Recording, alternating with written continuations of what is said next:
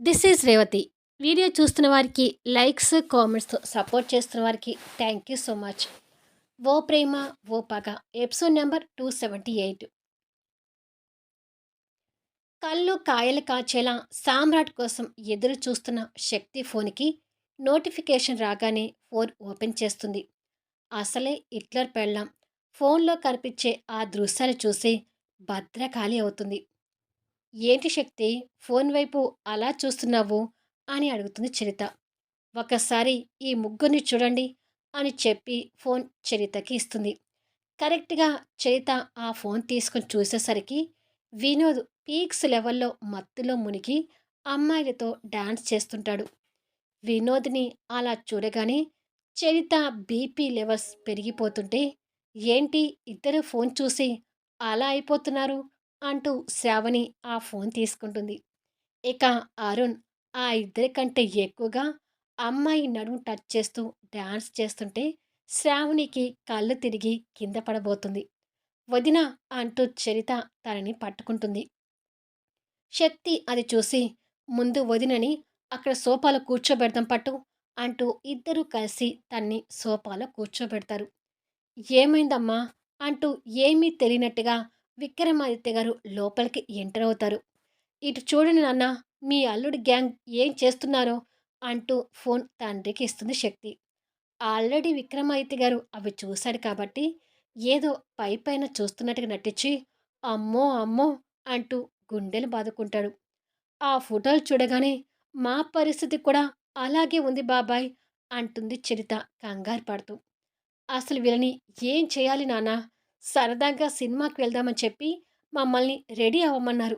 ఇప్పుడు చూస్తే ముగ్గురు పబ్‌కి వెళ్ళి తాగి అమ్మాయిలతో తందనాలాడుతున్నారు" అంటుంది శక్తి ఆవేశంగా.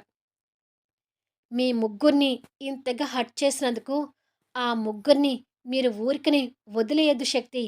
ఇంటికి రాగానే వాళ్ళని చితకబాదండి" అంటూ రెచ్చగొడతాడు. చితకబాదటం కాదు, రోకలి బండ తీసుకొని నా మొగుడిని రోట్లో వేసి దంచాలనిపిస్తుంది అంటుంది చరిత ఆవేశంగా. తోలు బెల్ట్ తీసుకొని వాతలు తేలేలాగా నా మొగుడిని కొట్టాలనిపిస్తుంది అంటుంది శ్రావణి. "మీకు ఆయుధాలు అవసరమేమో కానీ నాకు ఆయుధాలతో పని లేదు" అంటుంది శక్తి కసిగా. "అది ఇంకొకసారి మీ మొగుళ్ళు ముగ్గురు పబ్బు వైపు తిరిగి చూడకుండా ఉండాలంటే వారికి పనిష్మెంట్ గట్టిగానే ఇవ్వాలి. మీరు ఏ మాత్రం తగ్గొద్దు. అలాగే ఉండండి" అంటూ నూరిపోస్తుంటాడు మామ. "అసలు వాళ్ళు అంతగా తాగి ఉన్నారు కాబట్టి ఆ మత్తులో ఎలా వస్తారో ఏమోనని కంగారుగా ఉంది మావయ్య" అంటుంది శ్రావణి. "ఈ ఫోటో సెండ్ చేసింది మా చక్రవర్తి అని అర్థమవుతుందిగా. మా చక్రవర్తికి ఫోన్ చేసి వాళ్ళ ముగ్గురిని క్షేమంగా ఇంటికి తీసుకురమ్మని చెప్తానులే" అని చెప్పి వాళ్ళ ముగ్గురు ముందు చక్రవర్తికి ఫోన్ చేసి ఏమీ తెలియనట్టుగా మాట్లాడుతుంటాడు. కొద్దిసేపటికి చక్రవర్తి ఆ ముగ్గురిని కార్ వెనక సీట్లో కూర్చోబెట్టుకొని డ్రైవింగ్ చేస్తూ వస్తుంటాడు. ముగ్గురు మత్తులో మునిగిపోయి పిచ్చి పిచ్చిగా మాట్లాడుకుంటూ ఉంటారు. ఇలా కార్ వెళ్తుండగా, "కార్ ఆపు డ్రైవర్" అంటాడు సామ్రాట్ బేస్ వాయిస్‌తో. అంత గట్టిగా అరిచేసరికి చక్రవర్తి హడలిపోయి కారుకి సడెన్ బ్రేక్ వేస్తాడు. "ఎందుకన్నయ్యా కారు ఆపమన్నావు?" అని అడుగుతాడు వినోద్. "అటు చూడండ్రా" అంటూ బయటికి చూపిస్తాడు. అక్కడ గంపలు గంపలు మల్లెపూలు అమ్మేవాళ్ళు కనిపిస్తుంటారు. "ఏంటి బామ్మర్ది మల్లెపూల వైపు చూపిస్తున్నావు?" అని అడుగుతాడు అరుణ్ మందు మత్తుతో ఊగుతూ. కారులో ఇద్దరి మధ్యలో కూర్చున్న సామ్రాట్ సిగ్గుతో బావ భుజం గీరుతూ, "నాకెందుకో బావా ఇవాళ మళ్ళీ శోభనం చేసుకోవాలని ఆశగా ఉంది" అంటాడు మత్తులో. "ఓయ్ పెద్ద బామర్ది, గొంతులో మందు పడగానే కొత్త కొత్త కోరికలు కలుగుతున్నాయేంటి?" అంటాడు అరుణ్ కళ్ళెగరేస్తూ. "పో బావా నాకు సిగ్గేస్తుంది" అంటాడు సామ్రాట్ మిలకలు తిరుగుతూ. "అన్నయ్య శోభనం పేరు ఎత్తేసరికి నాకు కూడా మళ్ళీ శోభనం చేసుకోవాలని ఉంది బావా" అంటాడు వినోద్. "ఏం మీరిద్దరే మగాళ్ళనుకున్నారా? నేను మగాణ్ణి కాదా? నాకు కూడా మీరు మాట్లాడుతుంటే ఆ ఫీలింగ్స్ కలుగుతున్నాయి" అంటాడు అరుణ్ సిగ్గుపడుతూ. "ఇంకేంటి బావా ముగ్గురం పూలు కొనుక్కొని వెళ్ళి మన పెళ్ళాల దగ్గర బోలెడంత ఇంప్రెషన్ కొడదాం పదండి అంటాడు సామ్రాట్. ఇంకేంటి ఆలస్యం, దిగండి ఇద్దరు బామర్దులు అంటూ అరుణ్ కారు దిగానే మిగతా ఇద్దరు కూడా దిగి ఆ పూల్ దగ్గరికి వెళ్తారు. ఉఫ్! అంటూ డ్రైవింగ్ సీట్‌లో ఉన్న చక్రవర్తి తల పట్టుకొని, పాపం ఇంటికి వెళ్ళగానే ఆ ముగ్గురు లేడీస్ వీళ్ళని సగౌరవంగా ఆహ్వానించి పడక గదిలోకి తీసుకువెళ్తారని ఆశపడుతున్నారట్టుంది అని అనుకుంటాడు. మత్తులో ఉన్న ఆ ముగ్గురు తలా ఒక మల్లెపూల గంప తీసుకొని పట్టించి పట్టించి ఒడిలో ఎవ్వరి గంపని వాళ్ళు పెట్టుకొని కారులో కూర్చుంటారు. "ఇక పోనివ్వు డ్రైవర్" అంటాడు సామ్రాట్ మత్తులో ఊగుతూ. మత్తులో నన్ను డ్రైవర్‌ని చేశారు అని అనుకొని చక్రవర్తి ఫీల్ అవుతూ డ్రైవ్ చేస్తుంటాడు. కాసేపట్లో చక్రవర్తి కార్ ఆ ఇంటి ముందు ఆగితే ముగ్గురు గంపలు పట్టుకొని మందు మత్తుతో ఊగుతూ కారు దిగుతారు. చూడు డ్రైవర్, మేము ముగ్గురం కలిసి నిన్ను జాగ్రత్తగా తీసుకొచ్చాం కదా అంటాడు సామ్రాట్ మత్తులో మునిగిపోయి. అవునవును. మీ ముగ్గురు నన్ను చాలా జాగ్రత్తగా తీసుకొచ్చారు. ముందైతే ఇంట్లోకి పదండి అని చెప్పి వాళ్ళని పంపిస్తాడు. ఇవాళ అత్తయ్య, పిల్లలు కూడా లేరు కాబట్టి ముగ్గురం ఎంజాయ్ చేద్దాం బామర్దులు అంటూ అరుణ్ వెళ్తుంటే, అరుణ్‌కి చెరో పక్క సామ్రాట్, వినోద్ మల్లెపూల గంపలు పట్టుకొని వస్తుంటారు. డోర్ దగ్గరకొచ్చి టకా టకా అని ముగ్గురు డోర్ కొడుతుంటారు.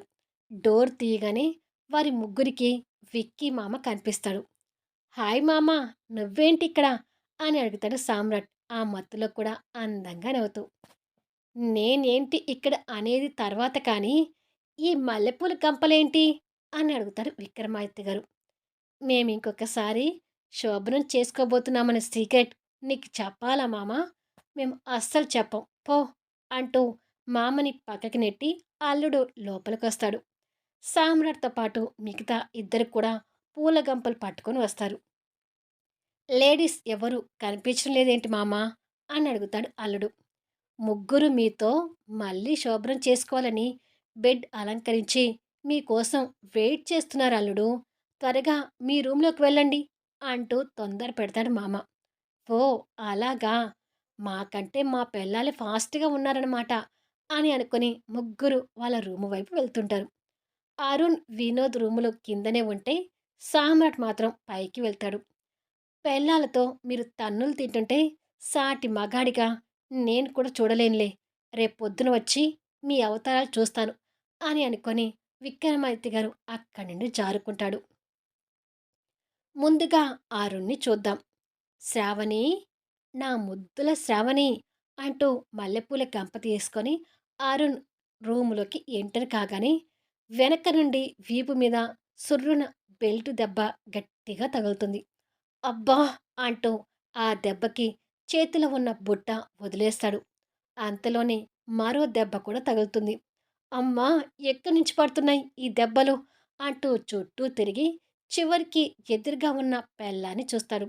శ్రావణి గుడ్లు ఉరిమి ఎర్రని కళ్ళతో అరుణ్‌ని చూస్తుంటే మత్తులో ఉన్న అరుణ్ ఆ కళ్ళు చూసి, ఓయ్ శ్రావణి! నీ కళ్ళకు ఇన్ఫెక్షన్ వచ్చింది. అందుకే ఎర్రగా ఉన్నాయి. రేపు డాక్టర్‌కి చూపించుకో అంటూ సలహా పారేస్తాడు. మత్తులో వాగుతున్న మొగుడిని చూస్తున్న శ్రావణికి ఇంకా మండిపోతూ చేతికి బెల్ట్ చుట్టుకొని ఇంకొక దెబ్బ గట్టిగా వేస్తుంది. అబ్బా! ఎందుకే అలా కొడుతున్నావు? అడుగుతాడు కొట్టిన చోట రుద్దుకుంటూ. నేనిలా కొడుతున్నప్పుడు ఆ అమ్మాయి నడుము మీద చేయి పెట్టి తైతిక్కలు ఆడావు కదా! అది గుర్తొస్తుందా బావా? అంటూ వెటకారంగా అడుగుతుంది. ఆ మాటతో అరుణ్‌కి క్షణంలో మందు మత్తు వదిలి, ఆ అమ్మాయితో తైతిక్కలాటమా అని తలగోక్కుంటూ, ఇది నీకెలా తెలుసు? కొంప తీసి నువ్వు పబ్బుకొచ్చావా ఏంటి? అని అడుగుతాడు. చంపేస్తా నిన్ను అంటూ ఫోన్‌లో వీడియో చూపిస్తుంది. ఆల్రెడీ మత్తు దిగిపోయిన అరుణ్‌కి ఆ వీడియో కంటపడేసరికి భయంతో నీళ్లు మింగుతూ పెళ్ళాం వైపు బెదిరిగా చూస్తుంటాడు. ఇక శ్రావణి తన ఆవేశాన్ని చూపిస్తూ అరుణ్‌ని బెల్టు వాతలతో పరిగెత్తించి, పరిగెత్తించి కొడుతుంటుంది. అలా ఎర్రగా వాతలు పడేలాగా కొట్టి, కొట్టి రూమ్‌లోకొస్తే చస్తావు" అని అరుణ్‌ని బయటికి నెడితే, ఆ ఫోర్స్‌తో వచ్చి అరుణ్ ఫ్లోర్ మీద పడతాడు. ఆ వెంటనే మల్లెపూల గంప వచ్చి అరుణ్ నెత్తి మీద పడుతుంది. ఆ గంపని, ఆ పూలని తొలగించుకొని, దేవుడా! ఇన్ని దెబ్బలు నేను జీవితంలో ఎప్పుడూ తినలేదు. శోభనం చేసుకోవాలని వచ్చిన నాకు ఇవాళ రాత్రి ఈ కటిక నేల తప్పేటట్టు లేదు. ఇంతకీ నా పరిస్థితి ఇలా ఉంది అంటే, నా ఇద్దరి బామర్దుల పరిస్థితి ఏంటో అని అనుకుంటాడు. ఇక వినోద్ రూమ్‌లోకి చూసేసరికి అప్పటికే చరిత అనుకున్నట్టే రోకలి బండ పట్టుకొని వినోద్ వెంట పరిగెత్తి కొడుతూ, "నీకు మందు అమ్మాయిలు కావాల్సొచ్చిందా? ఎంత ధైర్యం ఉంటే నన్ను కాదని ఇంకొక అమ్మాయిని టచ్ చేసి డాన్స్ చేస్తావు?" అంటూ ఆవేశంగా తిడుతూ, చేతిలో మల్లెపూల గంప పట్టుకున్న వినోద్ వెంట పడి రోకల బండతో దంచుతూ ఉంటుంది. "అబ్బా! చరిత, మా అమ్మ కూడా నన్ను ఇన్ని దెబ్బలు కొట్టలేదు. నన్ను వదిలేయి చరిత" అంటూ వేడుకుంటూ ఉంటాడు వినోద్. "ఏంటి వదిలేసేది? సినిమాకి వెళ్దాం, రెడీగా ఉండండని చెప్పి మీరు మాత్రం పబ్బుకి వెళ్ళి ఎంజాయ్ చేసొస్తారా? చూడు, వాళ్ళిద్దరికంటే పిల్లలున్నారు కాబట్టి భర్తలతో కాంప్రమైజ్ అవుతారేమో, కానీ నాకు ఏ పిల్ల, పిస్కు లేదు.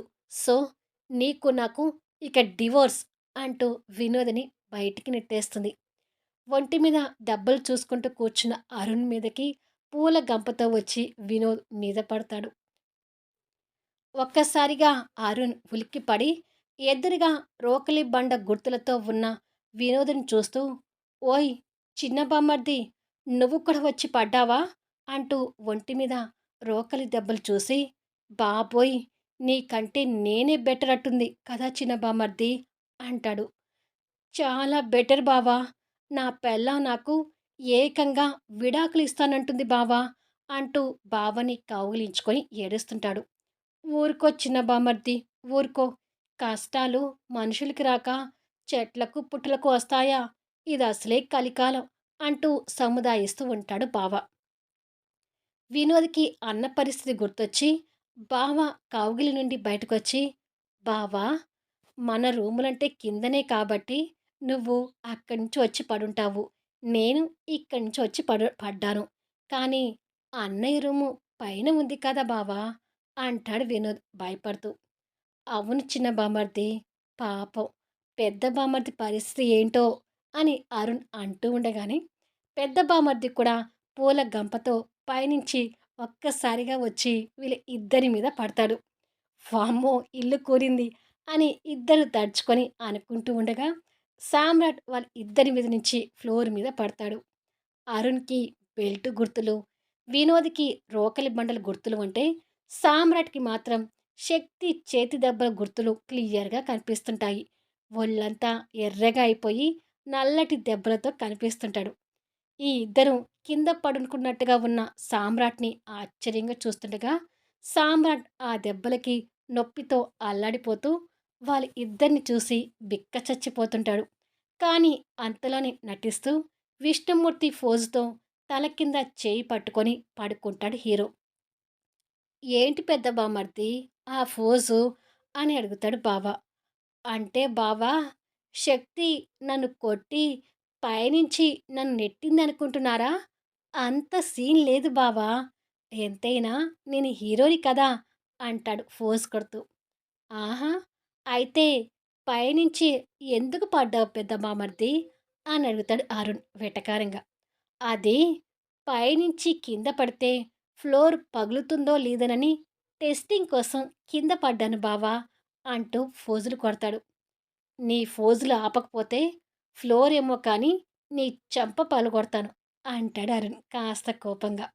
"అమ్మో! బావ కొట్టినా కొడతాడు" అని అనుకొని సామ్రాట్ లేచి కూర్చుంటాడు.